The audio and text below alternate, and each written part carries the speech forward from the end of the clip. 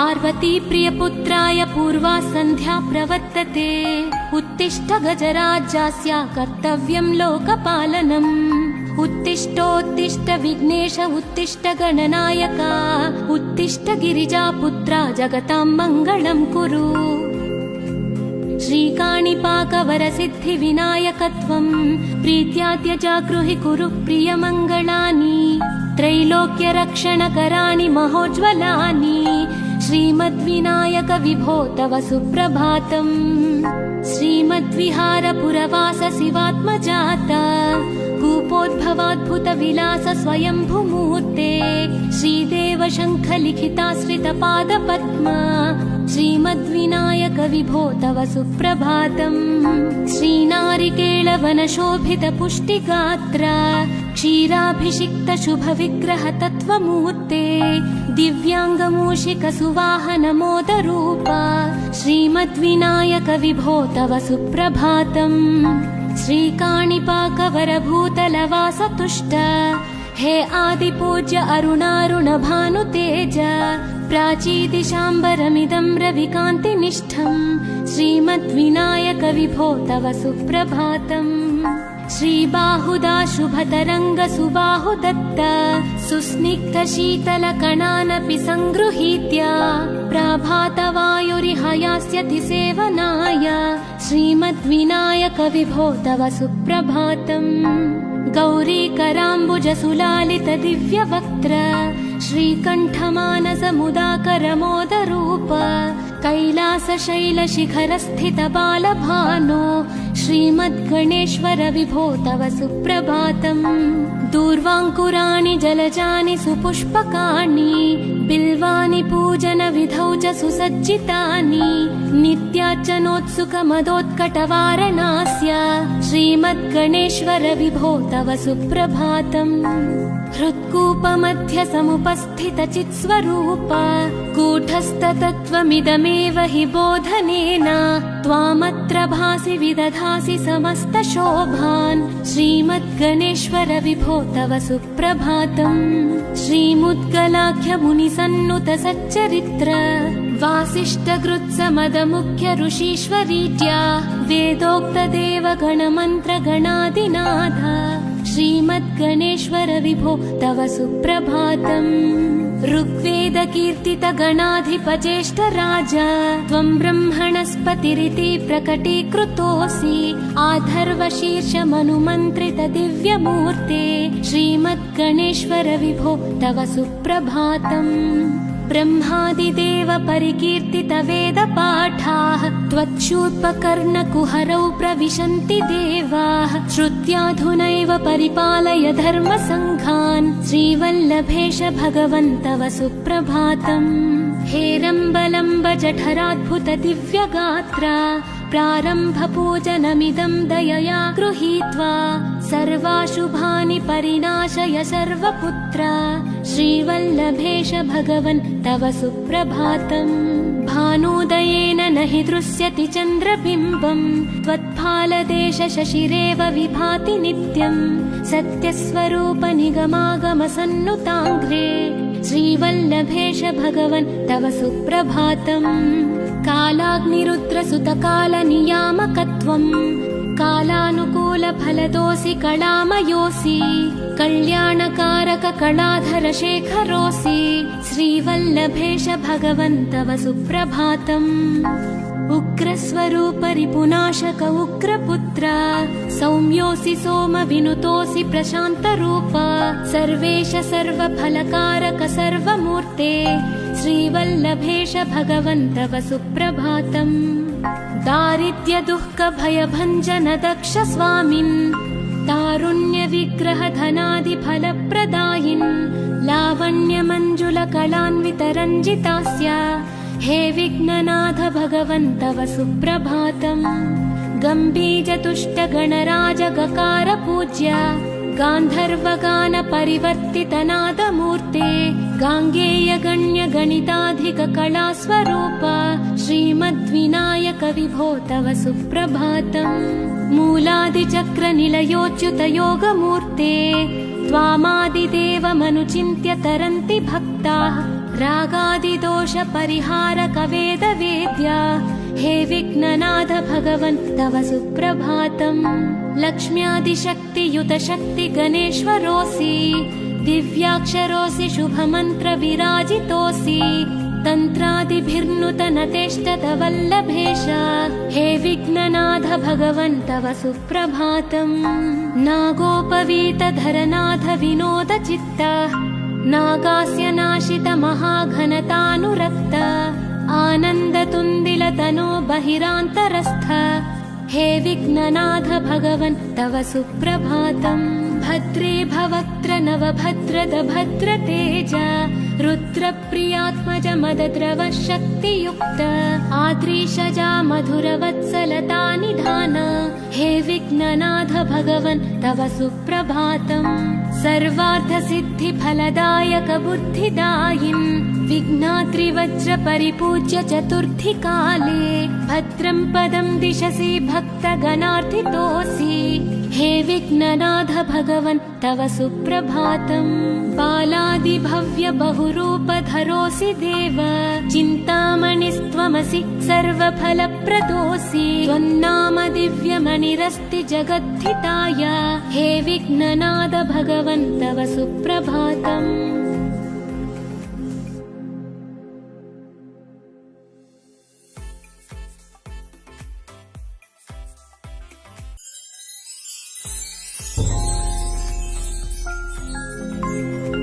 पार्वती प्रियपुत्राय पूर्वा सन्ध्या प्रवर्तते उत्तिष्ठ गजराज्यस्य कर्तव्यं लोकपालनम्। उत्तिष्ठोत्तिष्ठ विघ्नेश उत्तिष्ठ गणनायक उत्तिष्ठ गिरिजापुत्रा जगतां मङ्गलं कुरु। श्रीकाणिपाकवरसिद्धिविनायकत्वं प्रीत्याद्य जागृहि कुरु प्रियमङ्गलानि त्रैलोक्यरक्षणकराणि महोज्ज्वलानि श्रीमद्विनायक विभो तव सुप्रभातम्। श्रीमद्विहारपुरवास शिवात्मजात कूपोद्भवाद्भुत विलास स्वयंभूमूर्ते श्रीदेव शङ्ख लिखिताश्रित पादपद्म श्रीमद्विनायक विभो तव सुप्रभातम्। श्रीनारिकेळवनशोभित पुष्टिगात्र क्षीराभिषिक्त शुभ विग्रह तत्त्वमूर्ते दिव्याङ्गमूषिक सुवाहन मोदरूप श्रीमद्विनायक विभो तव सुप्रभातम्। श्रीकाणिपाकवरभूतलवास तुष्ट हे आदिपूज्य अरुणारुण भानुतेज प्राचीदिशाम्बरमिदं रविकान्तिनिष्ठम् श्रीमद्विनायक विभो तव सुप्रभातम्। श्रीबाहुदा शुभतरङ्ग सुबाहुदत्त सुस्निग्ध शीतलकणानपि सङ्गृहीत्य प्रभातवायुरिहयास्यति सेवनाय श्रीमद्विनायक विभो तव सुप्रभातम्। गौरीकराम्बुज सुलालित दिव्यवक्त्र श्रीकण्ठमानस मुदाकर मोदरूप कैलासशैलशिखरस्थित बालभानो श्रीमद्गणेश्वर विभो तव सुप्रभातम्। दूर्वाङ्कुराणि जलजानि सुपुष्पकाणि बिल्वानि पूजन विधौ च सुसज्जितानि नित्यार्चनोत्सुकमदोत्कटवारणास्य श्रीमद्गणेश्वर विभो तव सुप्रभातम्। हृत्कूपमध्य समुपस्थित चित्स्वरूप कूटस्थतत्त्वमिदमेव हि बोधनेन त्वामत्र भासि विदधासि समस्त शोभान् श्रीमद्गणेश्वर विभो तव सुप्रभातम्। श्रीमुद्गलाख्य मुनिसन्नुत सच्चरित्र वासिष्ठकृत्समदमुख्य ऋषीश्वरीत्या वेदोक्त देवगणमन्त्र गणादिनाथ श्रीमद्गणेश्वर विभो तव सुप्रभातम्। ऋग्वेद कीर्तित गणाधिपचेष्ट राजा त्वं ब्रह्मणस्पतिरिति प्रकटीकृतोऽसि आधर्वशीर्ष मनुमन्त्रित दिव्यमूर्ते श्रीमद्गणेश्वर विभो तव सुप्रभातम्। ब्रह्मादिदेव परिकीर्तित वेदपाठाः त्वच्छूर्पकर्णकुहरौ प्रविशन्ति देवाः श्रुत्याधुनैव परिपालय धर्मसङ्घान् श्रीवल्लभेश भगवन् तव सुप्रभातम् हेरम्बलम्ब जठराद्भुत दिव्यगात्रा प्रारम्भपूजनमिदं दयया गृहीत्वा सर्वाशुभानि परिनाशय सर्वपुत्रा श्रीवल्लभेश भगवन् तव सुप्रभातम् भानोदयेन न हि दृश्यति चन्द्रबिम्बम् त्वत्फालदेश शशिरेव विभाति नित्यम् सत्यस्वरूप निगमागमसन्नुताङ्घ्रे श्रीवल्लभेश भगवन् तव सुप्रभातम् कालाग्निरुद्रसुतकालनियामकत्वम् कालानुकूलफलदोऽसि कलामयोऽसि कल्याणकारक कलाधर शेखरोऽसि श्रीवल्लभेश भगवन् तव सुप्रभातम् उग्रस्वरूप रिपुनाशक उग्रपुत्र सौम्योऽसि सोम विनुतोऽसि प्रशान्तरूप सर्वेश सर्वफलकारक सर्वमूर्ते श्रीवल्लभेश भगवन् तव सुप्रभातम् दारिद्र्य दुःख भयभञ्जन दक्ष स्वामिन् तारुण्य विग्रह धनादि फलप्रदायिन् लावण्य मञ्जुल कलान्वित रञ्जितास्य हे विघ्ननाथ भगवन् तव सुप्रभातम् गम्भीर तुष्ट गणराज गकार पूज्य गान्धर्वगान परिवर्तित नादमूर्ते गाङ्गेय गण्य गणिताधिक कलास्वरूप श्रीमद्विनायक विभो तव सुप्रभातम् मूलादिचक्र निलयोच्युत योगमूर्ते त्वामादिदेवमनुचिन्त्य तरन्ति भक्ताः रागादिदोष परिहारक वेद वेद्या हे विघ्ननाथ भगवन् तव सुप्रभातम् लक्ष्म्यादिशक्तियुत शक्ति गणेश्वरोऽसि दिव्याक्षरोऽसि शुभमन्त्र विराजितोऽसि तन्त्रादिभिर्नुत नतेष्टत वल्लभेश हे विघ्ननाथ भगवन् तव सुप्रभातम् नागोपवीत धरनाथ विनोद चित्त नागास्य नाशित महाघनतानुरक्त आनन्दतुन्दिल तनो बहिरान्तरस्थ हे विघ्ननाथ भगवन् तव सुप्रभातम् भद्रे भवक्त्र नवभद्रद भद्र तेज रुद्रप्रियात्मज मदद्रव शक्तियुक्त आद्रीशजा मधुरवत्सलता निधान हे विघ्ननाथ भगवन् तव सुप्रभातम् सर्वार्थ सिद्धि फलदायक बुद्धिदायिन् विघ्नाद्रिवज्र परिपूज्य चतुर्थी काले भद्रं पदं दिशसि भक्तगणार्थितोऽसि हे विघ्ननाथ भगवन् तव सुप्रभातम् बालादिभव्य बहुरूपधरोऽसि देव चिन्तामणिस्त्वमसि सर्वफलप्रदोऽसि त्वन्नाम दिव्यमणिरस्ति जगद्धिताय हे विघ्ननाथ भगवन् तव सुप्रभातम्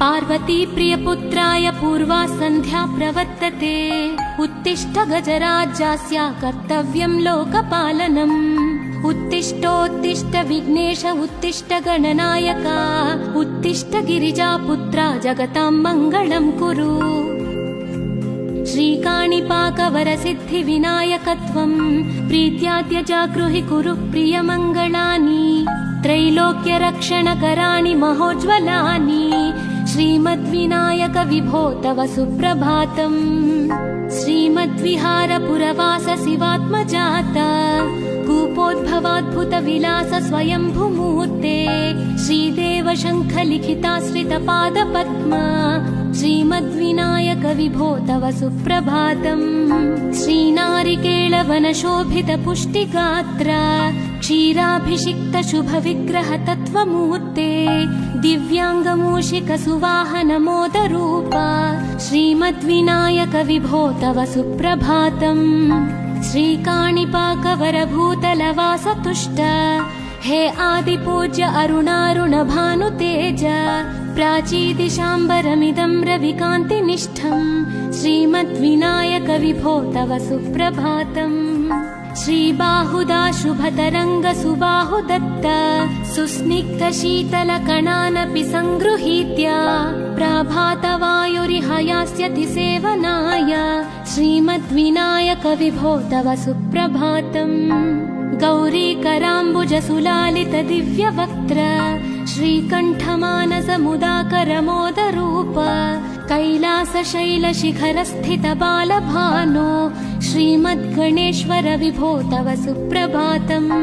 दूर्वाङ्कुराणि जलजानि सुपुष्पकाणि बिल्वानि पूजनविधौ च सुसज्जितानि नित्यार्चनोत्सुकमदोत्कटवारणास्य श्रीमद्गणेश्वर विभो तव सुप्रभातम्। हृत्कूपमध्य समुपस्थित चित्स्वरूप कूटस्थतत्त्वमिदमेव हि बोधनेन त्वामत्र भासि विदधासि समस्तशोभान् श्रीमद्गणेश्वर विभो तव सुप्रभातम्। श्रीमुद्गलाख्य मुनिसन्नुत सच्चरित्र वासिष्ठकृत्समदमुख्य ऋषीश्वरीत्या वेदोक्त देवगणमन्त्र गणादिनाथ श्रीमद्गणेश्वर विभो तव सुप्रभातम्। ऋग्वेद कीर्तित गणाधिपज्येष्ठ राजा त्वं ब्रह्मणस्पतिरिति प्रकटीकृतोऽसि आधर्वशीर्ष मनुमन्त्रित दिव्यमूर्ते श्रीमद्गणेश्वर विभो तव सुप्रभातम्। ब्रह्मादिदेव परिकीर्तित वेदपाठाः त्वच्छूर्पकर्णकुहरौ प्रविशन्ति देवाः श्रुत्याधुनैव परिपालय धर्मसङ्घान् श्रीवल्लभेश भगवन् तव सुप्रभातम्। हेरम्बलम्ब जठराद्भुत दिव्यगात्रा प्रारम्भ पूजनमिदं दयया गृहीत्वा सर्वाशुभानि परिनाशय सर्वपुत्रा श्रीवल्लभेश भगवन् तव सुप्रभातम्। भानुदयेन न हि दृश्यति चन्द्रबिम्बम् त्वत्फालदेश शशिरेव विभाति नित्यम् सत्यस्वरूप निगमागम सन्नुताङ्घ्रे श्रीवल्लभेश भगवन् तव सुप्रभातम्। कालाग्निरुद्र सुत काल नियामकत्वम् कालानुकूल फलदोऽसि कलामयोऽसि कल्याणकारक कलाधर शेखरोऽसि श्रीवल्लभेश भगवन् तव सुप्रभातम्। उग्रस्वरूप रिपुनाशक उग्रपुत्र सौम्योऽसि सोम विनुतोऽसि प्रशान्तरूप सर्वेश सर्वफलकारक सर्वमूर्ते श्रीवल्लभेश भगवन् तव सुप्रभातम्। दारिद्र्य दुःख भयभञ्जन दक्ष स्वामिन् तारुण्य विग्रह धनादि फलप्रदायिन् लावण्य मञ्जुल कलान्वित रञ्जितास्य हे विघ्ननाथ भगवन् तव सुप्रभातम्। गम्भीर तुष्ट गणराज गकार पूज्य गान्धर्वगान परिवर्तित नादमूर्ते गाङ्गेय गण्य गणिताधिक कलास्वरूप श्रीमद्विनायक विभो तव सुप्रभातम्। मूलादिचक्र निलयोच्युत योगमूर्ते त्वामादिदेवमनुचिन्त्य तरन्ति भक्ताः रागादिदोष परिहारक वेदवेद्या हे विघ्ननाथ भगवन् तव सुप्रभातम्। लक्ष्म्यादिशक्तियुत शक्ति गणेश्वरोऽसि दिव्याक्षरोऽसि शुभमन्त्र विराजितोऽसि तन्त्रादिभिर्नुतनतेष्टत वल्लभेश हे विघ्ननाथ भगवन् तव सुप्रभातम्। नागोपवीतधरनाथ विनोद चित्त नागास्य नाशित महाघनतानुरक्त आनन्दतुन्दिलतनो बहिरान्तरस्थ हे विघ्ननाथ भगवन् तव सुप्रभातम्। भद्रे भवक्त्र नवभद्रद भद्रतेज रुद्रप्रियात्मज मदद्रव शक्तियुक्त आद्रीशजा मधुरवत्सलता निधान हे विघ्ननाथ भगवन् तव सुप्रभातम्। सर्वार्थसिद्धि फलदायक बुद्धिदायिन् विघ्नात्रिवज्र परिपूज्य चतुर्थि काले भद्रं पदं दिशसि भक्तगणार्थितोऽसि हे विघ्ननाथ भगवन् तव सुप्रभातम् बालादिभव्य बहुरूपधरोऽसि देव चिन्तामणिस्त्वमसि सर्वफलप्रदोऽसि त्वन्नाम दिव्यमणिरस्ति जगद्धिताय हे विघ्ननाथ भगवन् तव सुप्रभातम्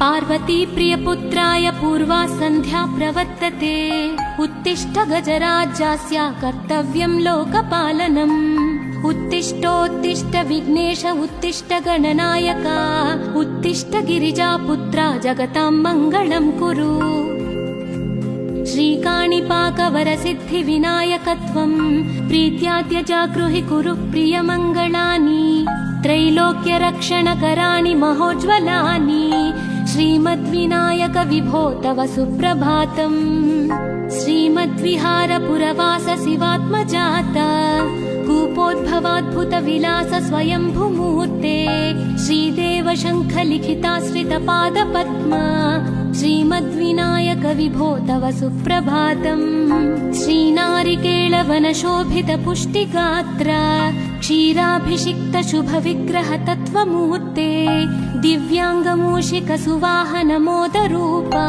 श्रीमद्विनायक विभो तव सुप्रभातम् श्रीकाणिपाकवरभूतलवास तुष्ट हे आदिपूज्य अरुणारुण भानुतेज प्राचीदिशाम्बरमिदं रविकान्तिनिष्ठम् श्रीमद्विनायक विभो तव सुप्रभातम् श्रीबाहुदा शुभतरङ्ग सुबाहुदत्त सुस्निग्ध शीतलकणानपि सङ्गृहीत्य प्रभातवायुरिह यास्यति सेवनाय श्रीमद्विनायक विभो तव सुप्रभातम् गौरीकराम्बुज सुलालित दिव्यवक्त्र श्रीकण्ठमानसमुदाकर मोदरूप कैलासशैलशिखरस्थित बालभानो श्रीमद्गणेश्वर विभो तव सुप्रभातम् दूर्वाङ्कुराणि जलजानि सुपुष्पकाणि बिल्वानि पूजनविधौ च सुसज्जितानि नित्यार्चनोत्सुकमदोत्कटवारणास्य श्रीमद्गणेश्वर विभो तव सुप्रभातम् हृत्कूपमध्य समुपस्थित चित्स्वरूप कूटस्थतत्त्वमिदमेव हि बोधनेन त्वामत्र भासि विदधासि समस्तशोभान् श्रीमद्गणेश्वर विभो तव सुप्रभातम् श्रीमुद्गलाख्य मुनिसन्नुत सच्चरित्र वासिष्ठगृत्समदमुख्य ऋषीश्वरीत्या वेदोक्तदेव गणमन्त्र गणादिनाथ श्रीमद्गणेश्वर विभो तव सुप्रभातम् ऋग्वेदकीर्तित गणाधिपज्येष्ठ राजा त्वं ब्रह्मणस्पतिरिति प्रकटीकृतोऽसि आधर्वशीर्ष मनुमन्त्रित दिव्यमूर्ते श्रीमद्गणेश्वर विभो तव सुप्रभातम् ब्रह्मादिदेव परिकीर्तित वेदपाठाः त्वच्छूत्पकर्णकुहरौ प्रविशन्ति देवाः श्रुत्याधुनैव परिपालय धर्मसङ्घान् श्रीवल्लभेश भगवन् तव सुप्रभातम् हेरम्बलम्ब जठराद्भुत दिव्यगात्रा प्रारम्भपूजनमिदं दयया गृहीत्वा सर्वाशुभानि परिनाशय सर्वपुत्र श्रीवल्लभेश भगवन् तव सुप्रभातम् भानुदयेन न हि दृश्यति चन्द्रबिम्बम् त्वत्फालदेश शशिरेव विभाति नित्यम् सत्यस्वरूप निगमागम सन्नुताङ्घ्रे श्रीवल्लभेश भगवन् तव सुप्रभातम् कालाग्निरुद्रसुतकालनियामकत्वम् कालानुकूलफलदोऽसि कलामयोऽसि कल्याणकारक कलाधर शेखरोऽसि श्रीवल्लभेश भगवन् तव सुप्रभातम् उग्रस्वरूप रिपुनाशक उग्रपुत्र सौम्योऽसि सोम विनुतोऽसि प्रशान्तरूप सर्वेश सर्वफलकारक सर्वमूर्ते श्रीवल्लभेश भगवन् तव सुप्रभातम् दारिद्र्य दुःख भयभञ्जन दक्ष स्वामिन् तारुण्यविग्रहधनादिफलप्रदायिन् लावण्यमञ्जुलकलान्वितरञ्जितास्य हे विघ्ननाथ भगवन् तव सुप्रभातम्। गम्भीरतुष्टगणराजगकार पूज्य गान्धर्वगानपरिवर्तितनादमूर्ते गाङ्गेयगण्यगणिताधिककलास्वरूप श्रीमद्विनायक विभो तव सुप्रभातम्। मूलादिचक्रनिलयोच्युतयोगमूर्ते त्वामादिदेवमनुचिन्त्य तरन्ति भक्ताः रागादिदोषपरिहारकवेदवेद्या हे विघ्ननाथ भगवन् तव सुप्रभातम्।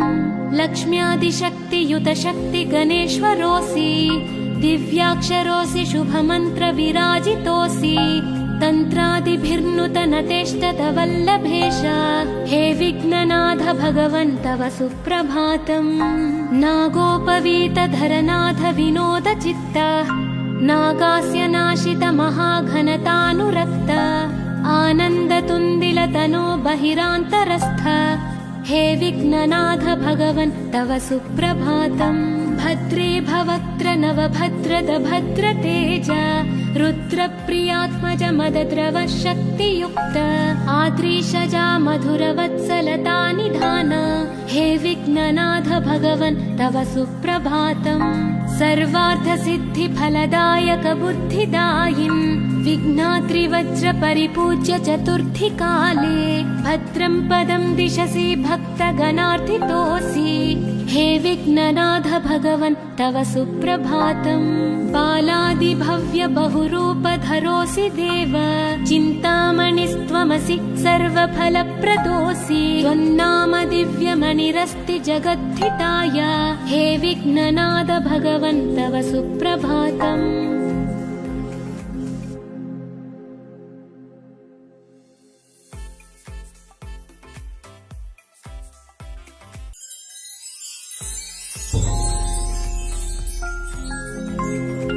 पार्वती प्रियपुत्राय पूर्वा सन्ध्या प्रवर्तते उत्तिष्ठ गजराज्यास्य कर्तव्यं लोकपालनम्। उत्तिष्ठोत्तिष्ठ विघ्नेश उत्तिष्ठ गणनायक उत्तिष्ठ गिरिजापुत्रा जगतां मङ्गलं कुरु। श्रीकाणिपाकवरसिद्धिविनायकत्वं प्रीत्याद्य जागृहि कुरु प्रियमङ्गलानि त्रैलोक्यरक्षणकराणि महोज्ज्वलानि श्रीमद्विनायक विभो तव सुप्रभातम्। श्रीमद्विहारपुरवास शिवात्मजात कूपोद्भवाद्भुतविलास स्वयंभूमूर्ते श्रीदेव शङ्खलिखिताश्रितपादपद्मा श्रीमद्विनायक विभो तव सुप्रभातम्। श्रीनारिकेळवनशोभितपुष्टिगात्र क्षीराभिषिक्त शुभविग्रह तत्त्वमूर्ते दिव्याङ्गमूषिकसुवाहनमोदरूप श्रीमद्विनायक विभो तव सुप्रभातम्। श्रीकाणिपाकवरभूतलवासतुष्ट हे आदिपूज्य अरुणारुणभानुतेज प्राचीदिशाम्बरमिदं रविकान्तिनिष्ठं श्रीमद्विनायक विभो तव सुप्रभातम्।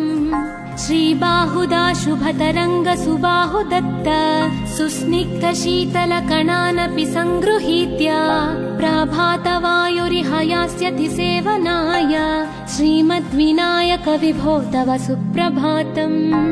गौरीकराम्बुजसुलालित दिव्यवक्त्र श्रीकण्ठमानसमुदाकरमोदरूप कैलासशैलशिखरस्थित बालभानो श्रीमद्गणेश्वर विभो तव सुप्रभातम्।